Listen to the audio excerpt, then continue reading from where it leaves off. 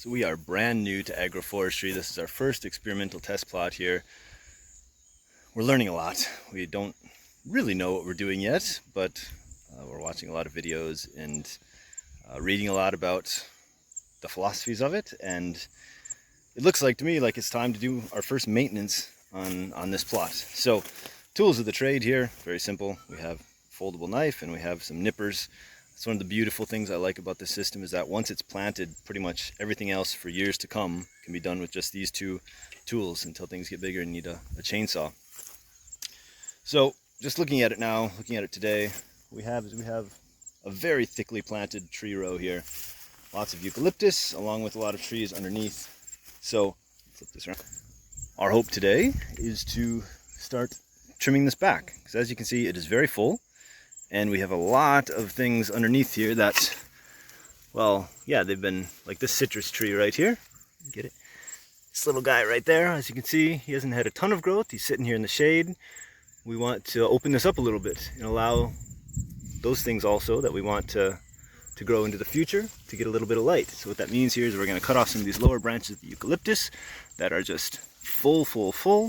We're probably going to knock out the tops of a few things, such as the pigeon peas and cassava that we want to use as mulch. What we're going to do is we're just going to cut it and we're going to drop it down and continue building our mulch layer underneath because we have a healthy number of termites in the area. So we're constantly having to mulch to keep the mulch up. So that is what we're going to do today, and all this organic material is really good for the entire system. So I'm going to start this. We're going to see what this looks like. As I said, this is trial by fire.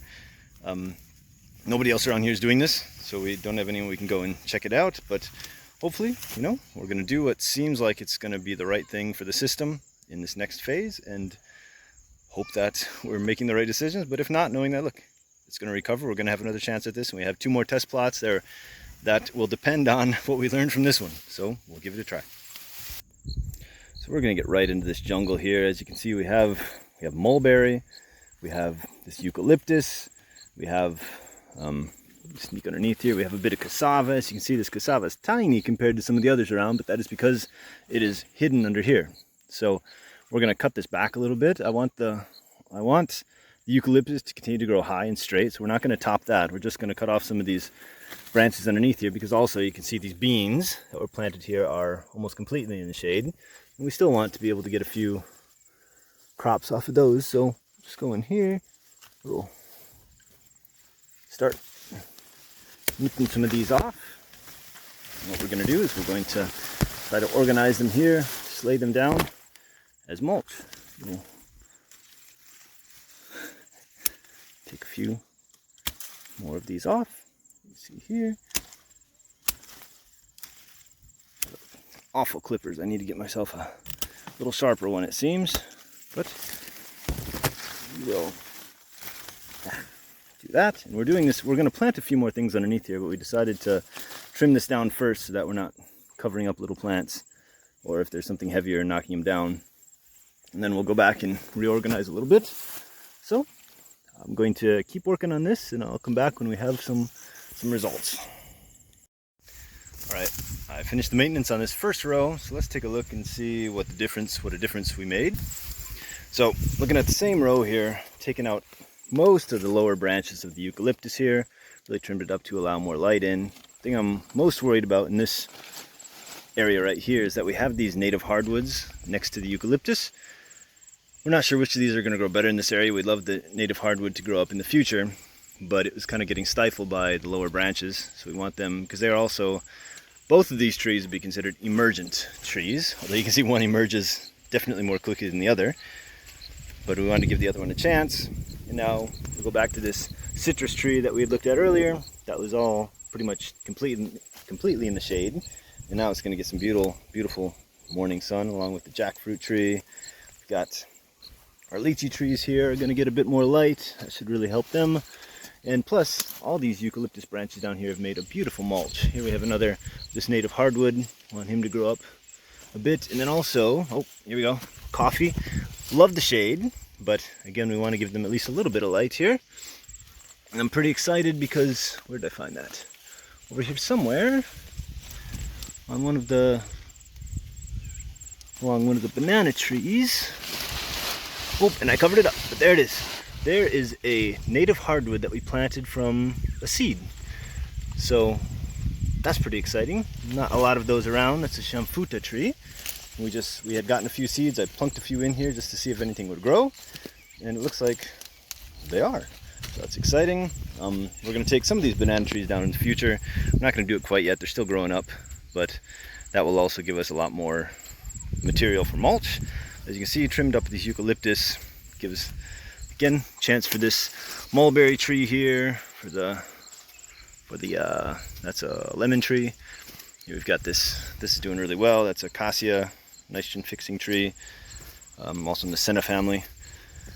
We've got, yeah, so gives everything a bit of a place. We're letting the Moringa grow up for now because we'll trim that back in the future, but it doesn't give a whole lot of shade. It's pretty small leaves on there, so not a lot of maintenance to be done. So that's what our tree row looks like, and we have a decent layer of mulch underneath there, and we're letting everything take its place. The eucalyptus cutting off the lower branches really should help it to take its place in the system, which is the emergent layer, to keep it going up, which is where we want it. We don't want it giving shade down here. We want it growing up tall. So that is our tree row. Now we're going to move on to another row and start doing some maintenance. The next row we have is our root crop row. So we have sweet potatoes down here. We have cassava, which will grow a big bulbish thing. And then we have some, they didn't all come up, but we have a few taro root in here, which is this guy, which also makes a nice edible bulb under there. But the maintenance that we need to do here, I just want to take the cassava down. It's not going to grow as quickly that way, but it's all right because there's a lot of other things here. We don't need cassava to grow really quickly. I want to take that material down, use it for mulching, make sure that the sweet potatoes have a lot of light because they're the things that are going to be producing first, and then we'll take out the cassava later on, and the taro root will be last of all. So we'll do that, and then we'll go straight into the next row. So here we have, this is actually our coffee row. So we've got coffee trees down here, but we wanted some shade for the coffee trees during the hottest part of the year, which is now over. We're getting into the rainy season now, so I think it's safe for us to take some of the shade down.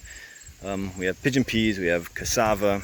It'll make some great mulch, and it'll allow maybe a bit more light. I think wouldn't be bad this time of year for the coffee plants. I see a few that we've lost, so we're going to probably replant a few and just do the maintenance we need on this row to make it all nice and tidy. So I finished trimming up these two rows now.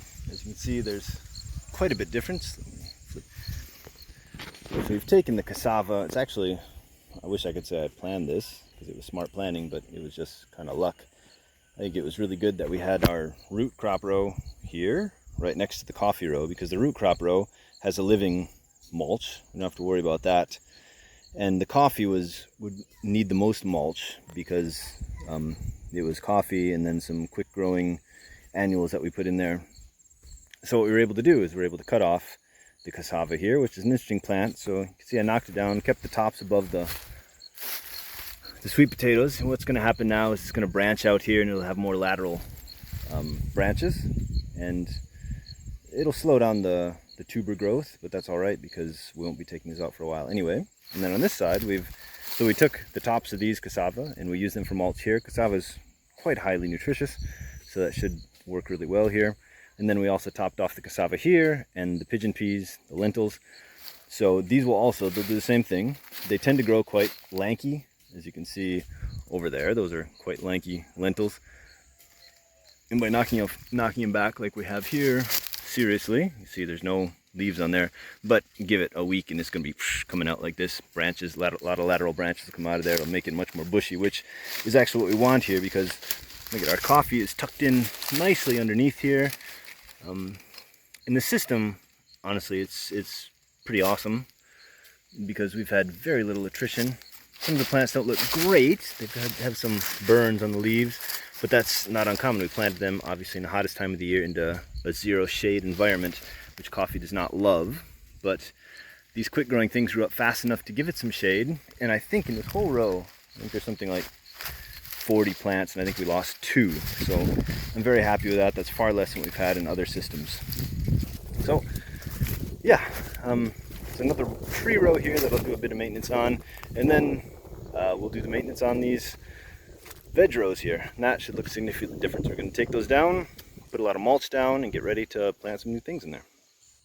So we finished maintaining this area of the Syntropic Agroforestry test plot, and as you can see here, our pineapples are now showing. We were able to cut down the Cassava. Let me turn this around again. So we're able to knock down the Cassava, as you can see. We just hacked it off here at the top, dropped the leaves down here to add the mulch. It's going to give more light for the pineapples as they grow and develop at this time of the year. And also we cut back the pigeon peas.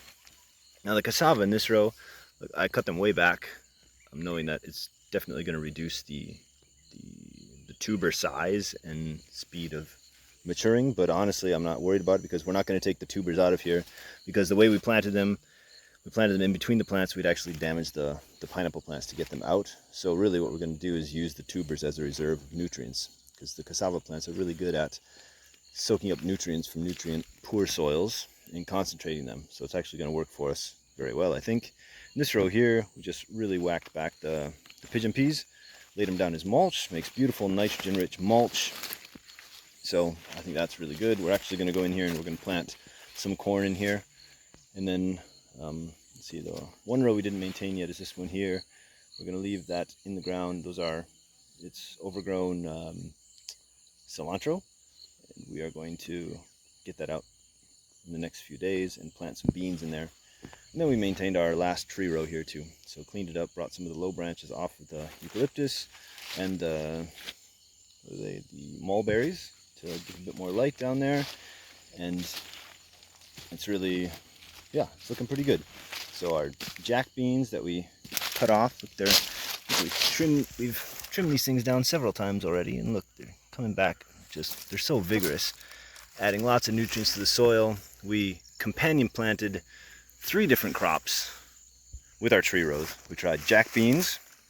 There I am. We tried jack beans. We tried dry beans, regular beans, and we tried black-eyed peas, just to see which one would work best. And hands down, jack beans are by far the best. The regular beans produce well, but they were over very quickly. They didn't add a lot to. I don't feel like they added a lot to. They didn't. They were so short-lived. Within 60 days, we were picking them, and they were dead already. The black-eyed peas, maybe it was just the variety that we had. They grew really well, but the variety, we didn't know it because we never grown them in a combined system like this, but they're actually climbing, which was all right on some things, but the eucalyptus did not like it. So they were very spindly when we put them in. The black-eyed peas climbed up the eucalyptus, and a lot of them were bent over and didn't develop very well. So, hey, we're learning. So I think jack beans seems to be the way to go. You can eat the beans off of it, so it's not something that would be inedible, but it does take a bit of work. So yeah, there we are. See the plot's looking pretty good. So now hopefully we've got it maintained for about the next couple of months. I don't think we should have to do much for a few months, and then we'll come back and see what we look like.